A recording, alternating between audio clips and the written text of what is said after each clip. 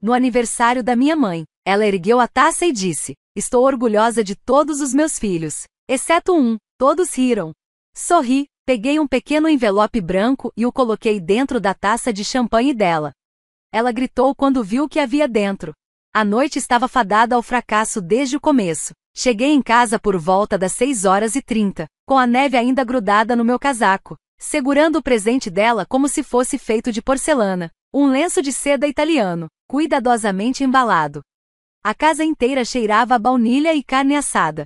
Ao fundo, uma música de Natal tocava alegre, vazia e completamente fora de lugar, casacos pendurados no cabide perto da porta, marcas de luxo, pele cachemira que sussurravam caríssimo. Em comparação, o meu parecia uma peça achada em brechó. Os convidados já estavam reunidos na sala de estar.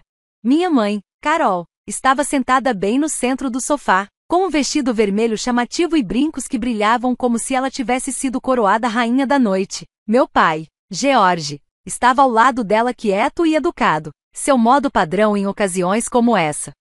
Minha irmã mais velha, Emma, admirava sua manicure impecável e ria com a tia Lizzie.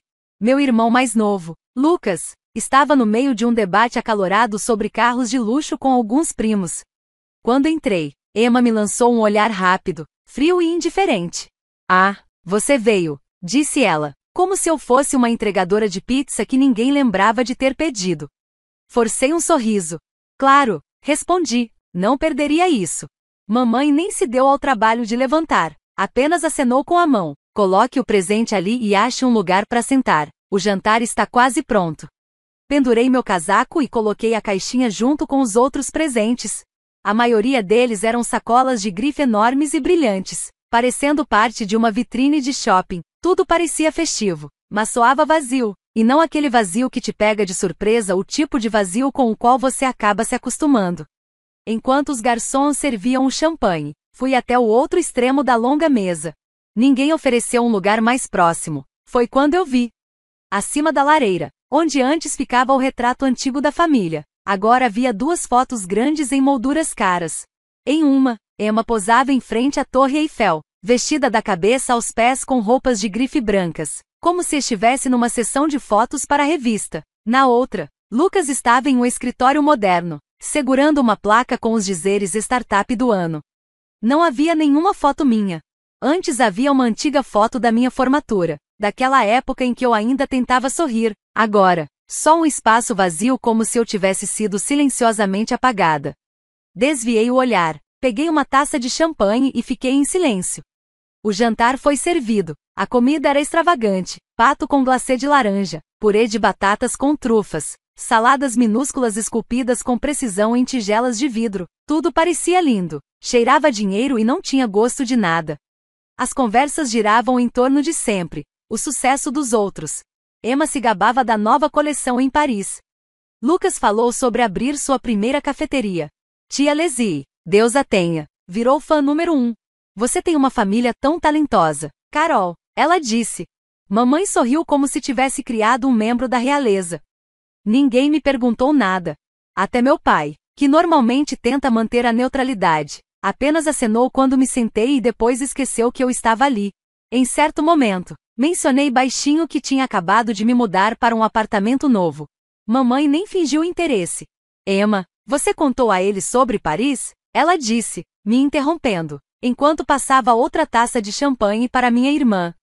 Baixei os olhos para o prato e me concentrei no garfo. Nessa casa, sempre fui um móvel que fazia barulho de fundo. Uma imperfeição no design perfeito da família. Quando começaram os brindes, eu já sabia como a noite ia terminar. Pai brindando pela saúde da família, com indiferença. Tia Lizzie exaltando o sucesso dos nossos filhos. Lucas fazendo piada com o peso de ser um gênio. Risadinhas. E então mamãe se levantou. A sala silenciou. As taças tilintaram. Ela ajeitou o lenço de seda no ombro e olhou ao redor, cheia de orgulho. "Estou orgulhosa dos meus filhos", disse ela, em alto e bom som. Orgulhosa da Emma, nossa estrela brilhante. Orgulhosa do Lucas, tão inteligente e gentil. Ela fez uma pausa dramática. Prendi a respiração. Então ela sorriu. "Tenho orgulho de todos os meus filhos, exceto um." Um riso nervoso percorreu a sala. forçando algumas risadas abafadas. Papai sorriu para o prato. Emma cobriu a boca fingindo constrangimento. Ela não estava envergonhada. Lucas levantou o copo na minha direção, sorrindo. Não chorei. Não me encolhi. Mas algo dentro de mim finalmente se fechou silenciosamente, como uma porta que passou anos esperando para ser fechada. Levantei-me, peguei minha bolsa, tirei o envelope e fui até minha mãe. A taça dela já estava sobre a mesa. Ela nem me olhava. Ergui a taça com delicadeza e deslizei o envelope para o fundo da flauta. Um pequeno retângulo visível através do vidro. Dentro, um bilhete curto e um link para uma pasta compartilhada. O que é isso? Ela perguntou, franzindo a testa. Não respondi. Só dei um pequeno sorriso e caminhei até a porta. Nora e Leslie me chamaram. Onde você vai? Não respondi. Apenas peguei meu casaco e fui embora. Lá fora, o céu já estava escuro. A neve caía em flocos suaves e preguiçosos, brilhando sob o poste de luz como diamantes espalhados. Respirei fundo o ar frio e, pela primeira vez em muito tempo, senti, eu não estou perdendo uma família. Eles é que já me perderam. Fechei a pesada porta da frente atrás de mim e entrei no corredor gelado. Então parei. O silêncio dentro da casa era tão profundo que parecia fazer barulho nos meus ouvidos. Aquele tipo de silêncio em que o corpo, instintivamente, prende a respiração, como se o mundo estivesse prestes a acontecer. Dei um passo, depois outro. Cada passo ecoava alto demais dentro do meu peito. E então, de algum lugar no fundo da sala de estar, veio o grito da minha mãe, não de raiva, mas de pânico, estridente. Ou talvez. Eu congelei, e naquele instante, soube. Eles abriram o envelope. Eles viram tudo. Não me virei. Não corri de volta para explicar. Apenas continuei andando. Em direção ao meu carro, estacionado no fim da longa entrada. O ar queimava na pele. E a neve estalava suavemente sob minhas botas. Mas por dentro, eu estava calmo, frio, firme, tranquilo. Entrei, fechei a porta, girei a chave e o motor ganhou vida. Os faróis cortaram as lâminas de neve que caíam em silêncio. Assim que virei na rua deserta, o celular vibrou no banco do passageiro. O nome dela apareceu na tela, com aquele brilho suave e familiar. Olhei por meio segundo. Depois virei o aparelho para baixo. 3 segundos depois, tocou de novo. Desliguei. Apertei o volante com mais força. Buzz Lucas. Depois, uma mensagem da Emma. Você precisa explicar. Como você pôde fazer isso conosco? Nenhuma expressão no meu rosto. Só o silêncio. Coloquei o celular no silencioso. Deixei as vibrações sumirem. Continuei dirigindo, atravessando a nevasca noturna. Por entre cada sentimento de culpa que eles me fizeram carregar. A pressão para ficar quieta. Para manter a paz. Para perdoar sem motivo. Porque agora eu entendia. O que eles queriam nunca foi paz. Era silêncio. E eu não estava mais disposta a dar isso a eles. Comecei a pensar em como tudo começou. Desde sempre, eu era o figurante. A sombra entre as crianças douradas. Emma, a primogênita, orgulho e alegria da família. Uma estrela. Lucas, o caçula, brilhante, carismático, infinitamente adorado. E eu, o intervalo entre eles. O pano de fundo. Mamãe dizia, você é tão independente, tão fácil. Fácil significava invisível. Quando ganhei prêmios, recebi apenas um aceno de cabeça. Quando me mudei para meu primeiro apartamento, um emoji sorridente no grupo da família, seguido de um chega. Quando pedi ajuda, a resposta foi, você é forte, você consegue. Então eu consegui. Trabalhei, paguei aluguel, cobre contas que não conseguia bancar. Enviei dinheiro para ajudar mesmo quando mal conseguia sobreviver. Esperando, ingenuamente, que talvez um dia eles me notassem. Que aquilo faria diferença. Mas a verdade era outra. Quando Emma fez uma exposição de arte, compraram vestidos para ela que custavam mais que meu aluguel. Quando Lucas largou mais um curso, mamãe o levou para 4 almoços de saúde mental em restaurantes 5 estrelas. E eu? Quando pedi um pequeno empréstimo para um tratamento de canal, meu pai suspirou e disse, os tempos estão difíceis, simplesmente não dá. Enquanto isso, eles compravam o carro novo da Emma. Tudo isso poderia ter permanecido enterrado, se não fosse por um deslize. Um comentário solto da senhora Barton, Uma pena terem vendido aquela casa perto do parque. Seu avô ficou tão orgulhoso por ter deixado aquilo para você. Fiquei paralisada. Que casa? Deixada para mim? No começo, achei que fosse engano. Mas pesquisei. Registros de propriedade, declarações de imposto, documentos antigos da herança, arquivos da cidade. E lá estava o testamento. Meu nome como herdeira legítima da casa. Autorizações falsas, assinadas pelas minhas costas. Registros bancários mostrando anos de aluguel, entrando diretamente nas contas dos meus pais. Milhares e milhares de reais. Enquanto eu racionava comida. E me preocupava com o aluguel. Fiquei pensando nisso por muito tempo. Deveria apenas mandá-los embora em silêncio? Levá-los à justiça? Mas a decisão veio na noite em que minha mãe levantou o copo e disse: tenho orgulho de todos os meus filhos, exceto um. E todos riram. Emma deu aquele sorriso irônico. Lucas ergueu o copo na minha direção, como se fosse uma piada interna. Foi ali que eu soube. Não haveria desculpas. Nenhuma admissão. Nenhum encerramento. Apenas eles e a narrativa de que eu era o problema. E agora, dirigindo no escuro, com o celular vibrando ao meu lado no banco do passageiro, eu sabia, com absoluta certeza, eu fiz a coisa certa. E nunca mais deixaria que escolhessem por mim. Acordei na manhã seguinte com um silêncio estranho. O telefone, finalmente, havia parado de vibrar. Quando abri os olhos, a tela estava acesa como uma árvore de Natal. 53 chamadas perdidas, 27 mensagens de texto, 11 mensagens de voz. Papai, Emma, Lucas. Até a tia Karen, que não me mandava uma mensagem há 10 anos, de repente lembrava que eu existia. Passei pelas mensagens com um dedo. Algumas, desesperadas: querida, a gente pode resolver isso. Somos uma família. Outras, ameaçadoras: se você tornar isso público, vai destruir todos nós. E outras, apenas cruéis: típico, você sempre foi ingrata. Desliguei o telefone. Não respondi nenhuma. Na hora do almoço, recebi outra mensagem. Desta vez, um e-mail do meu pai. Curto, seco. Seja razoável, você não quer uma guerra. Ninguém sai ganhando. Família é tudo. Sua frase favorita sempre que queria empurrar algo para debaixo do tapete. Mais tarde, outra mensagem da minha mãe. Sinto muito se te magoamos, mas já que você claramente descobriu, talvez devêssemos conversar. Estamos abertos a discutir uma compensação. Compensação? Não um pedido de desculpas. Não nós erramos, queremos consertar. Apenas uma compensação. Como se eu fosse uma cliente insatisfeita. Não a filha deles. Fechei o e-mail. Desliguei o telefone. 2 dias depois, começaram os boatos. Primeiro, uma amiga da faculdade entrou em contato.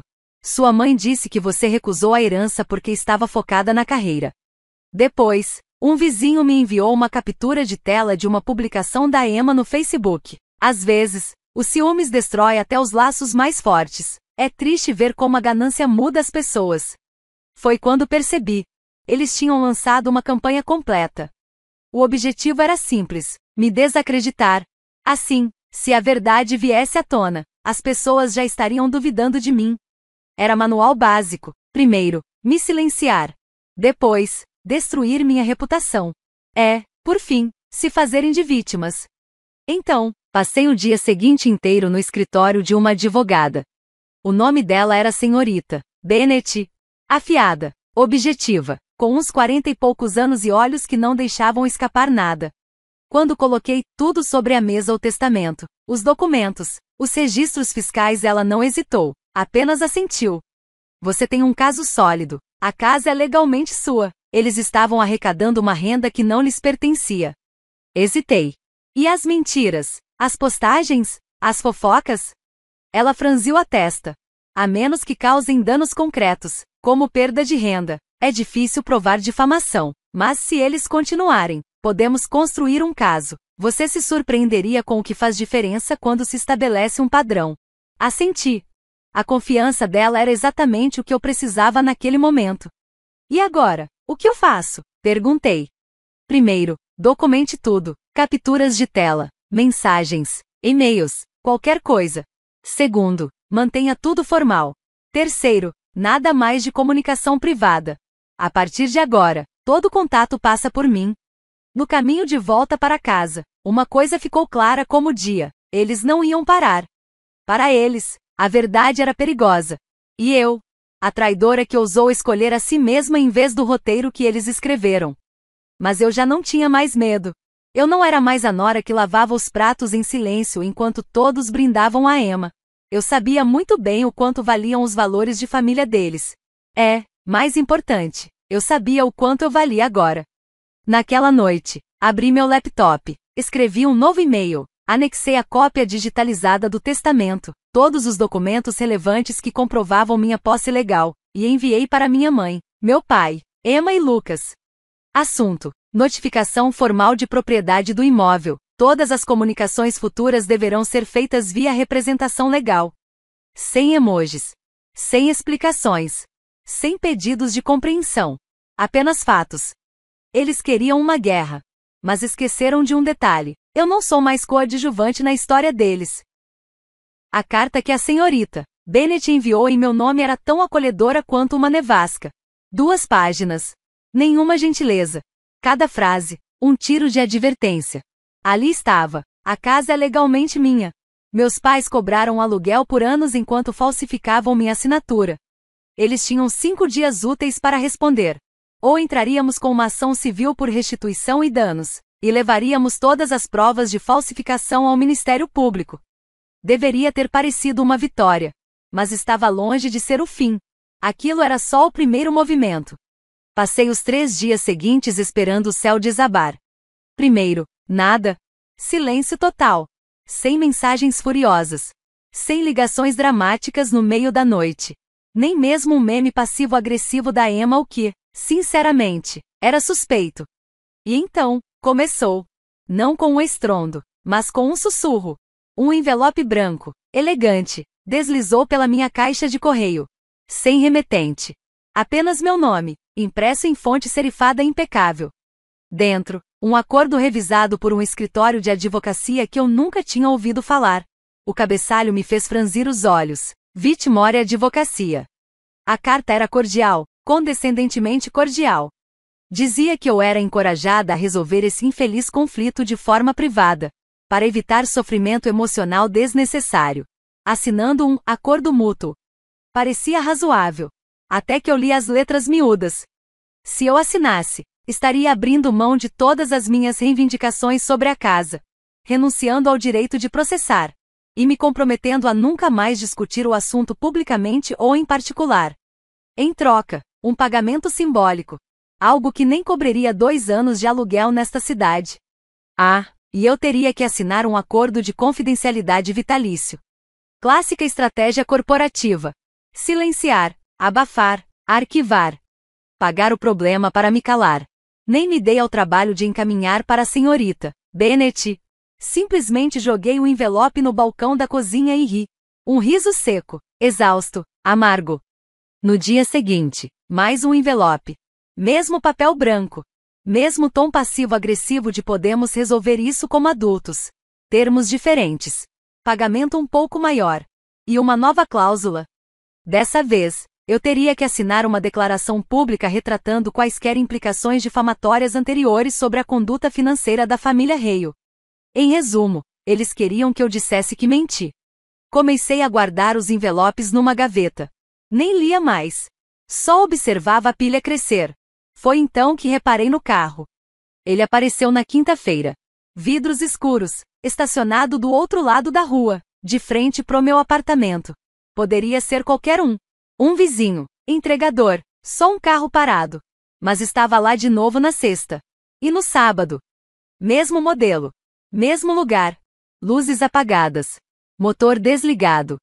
Comecei a verificar as trancas 2 vezes. Depois, 3. E quando comecei a achar que talvez fosse paranoia, que o estresse estava me enlouquecendo, alguém bateu a porta. 21h47. Verifiquei o olho mágico. 2 homens de terno. Um segurava uma prancheta. O outro, parado, mãos nos bolsos do casaco. Não abri. Senhorita Hale chamou um deles. Precisamos só de uma assinatura rápida para esclarecimento. Esclarecimento? Não vou assinar nada, respondi pela porta. Claro, claro, disse ele, rindo como se fossemos velhos conhecidos. Sem pressão. É só mais fácil se resolvermos isso logo. Não respondi. Depois de alguns segundos, ouvi os passos se afastarem. Quando abri a porta alguns minutos depois, eles já tinham ido. Mas havia uma pasta sobre o meu capacho. Na capa, em letras pretas e grossas, isso pode acabar agora, se você assinar. Naquela noite, liguei para a senhorita Bennet. Minha voz falhou pela primeira vez desde que tudo começou. Ela não se alarmou. Apenas disse, com firmeza: faça uma mala, vá para a casa de alguém. Não volte para casa esta noite. Juntei o essencial: laptop, documentos, a pilha de envelopes. E fui para o apartamento da Cristina. O lugar era pouco maior que meu antigo dormitório. O sofá tinha um buraco no meio. O cachorro dela tomou conta do meu cobertor assim que cheguei. Ainda assim, foi o momento mais seguro que senti em semanas. Fiquei ali, paralisada. Sem palavras. Apenas aquele choro silencioso, profundo, o tipo que não precisa de som para doer. Eles estão agindo como se eu fosse perigosa, sussurrei depois de um tempo, como se eu fosse uma ameaça. Cristina nem hesitou. Não, eles estão agindo como se você tivesse poder. Isso é novo para eles. Ela fez chá. Eu nem consegui beber, mas segurei a caneca só para sentir algo quente. 2 dias depois, ainda acampada no sofá dela, recebi outra ligação da senhorita Bennet. Dessa vez, com um tom diferente. Mais firme. Mais certeiro. Harper, disse ela, eu encontrei algo. Acontece que Cal Whitmore, sim, ele mesmo, vinha aconselhando a minha família desde o começo a suprimir o testamento. Pior ainda, um dos advogados juniores do escritório dele vazou uma série de e-mails internos. Neles, ficava claro que Whitmore sabia que as procurações tinham sido falsificadas. Ele não assumiu o caso por acaso. Ele orquestrou toda a campanha. A senhorita Bennet protocolou uma queixa junto à Ordem dos Advogados do Estado antes do almoço. Na hora do jantar, enviamos os novos documentos diretamente ao gabinete do promotor público. E então, de repente, o ar mudou. De repente, o silêncio não era mais meu. Era deles. Nada de novas cartas.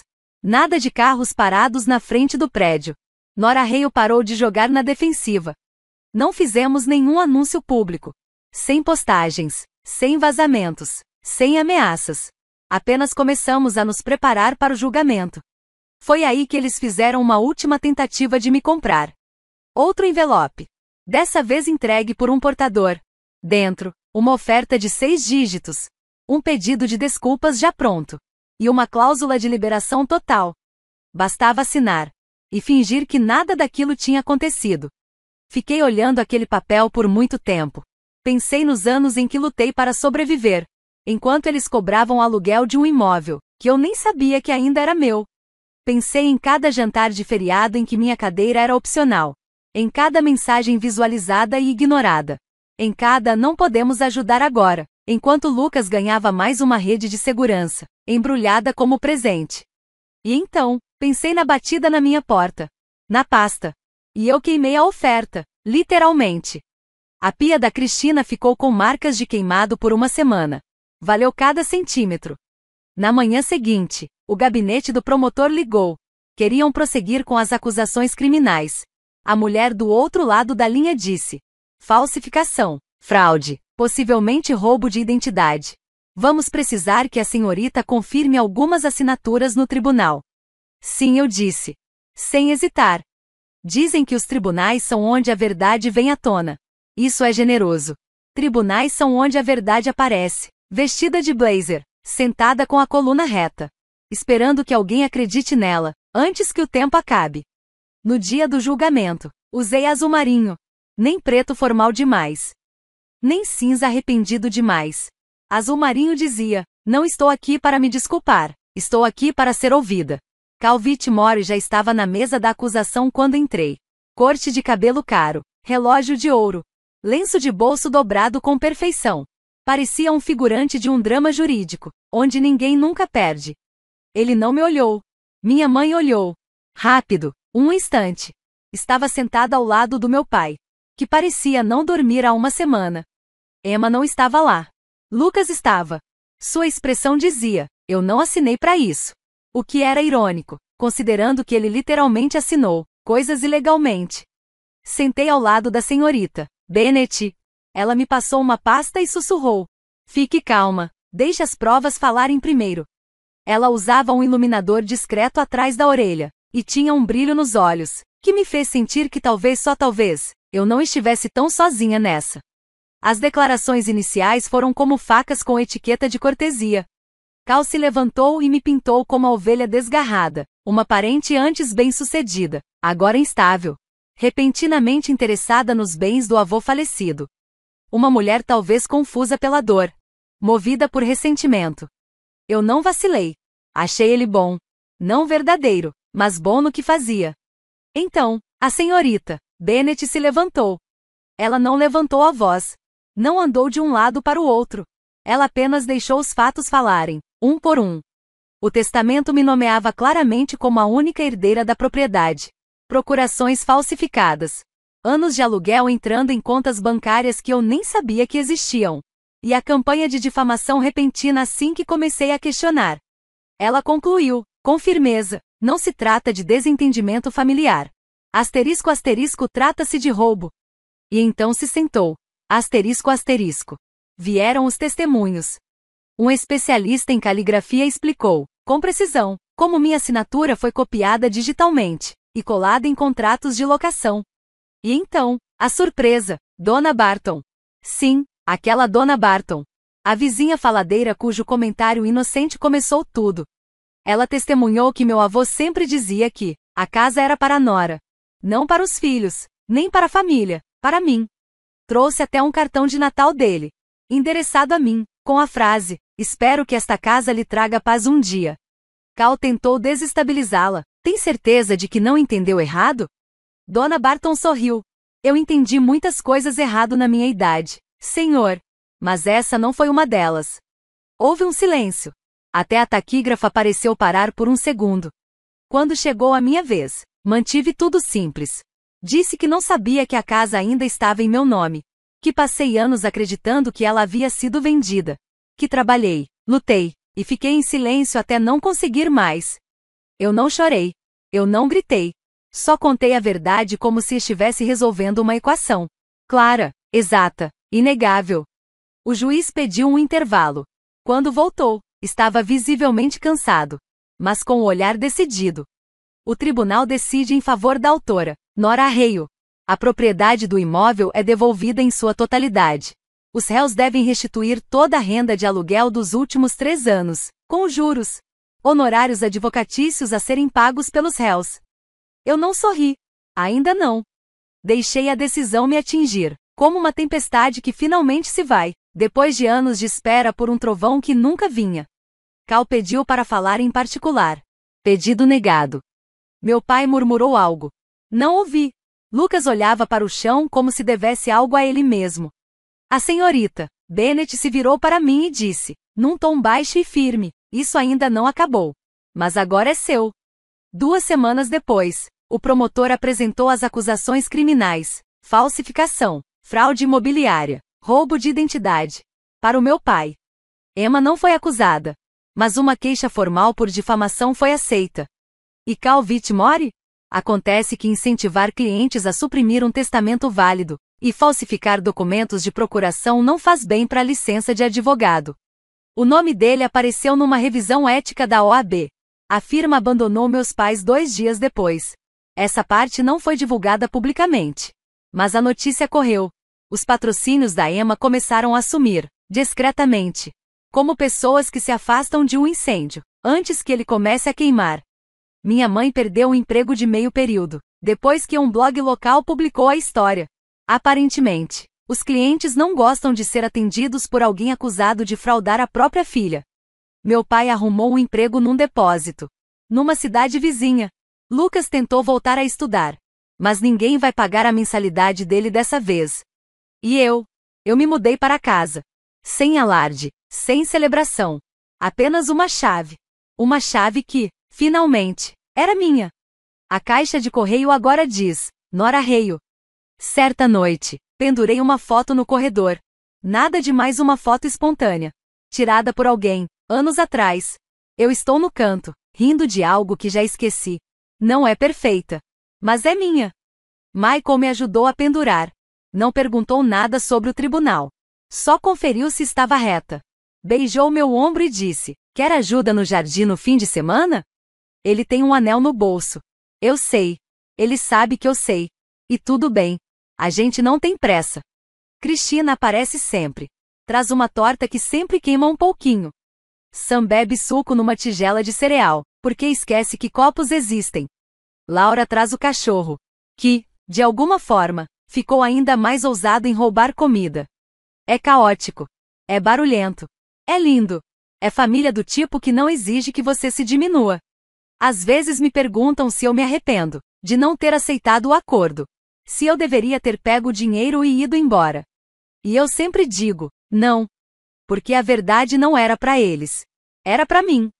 Eles perderam a filha muito antes do tribunal. Eu só tornei isso oficial. Então, o que você acha? Eu fiz a coisa certa? Devia ter deixado pra lá, pelo bem da família. Ainda estou tentando entender como me sinto sobre tudo isso. Mas uma coisa eu sei com certeza. O silêncio protege as pessoas erradas. Você chegou até aqui. Obrigada, de verdade. E se quiser mais histórias assim, não esquece de se inscrever.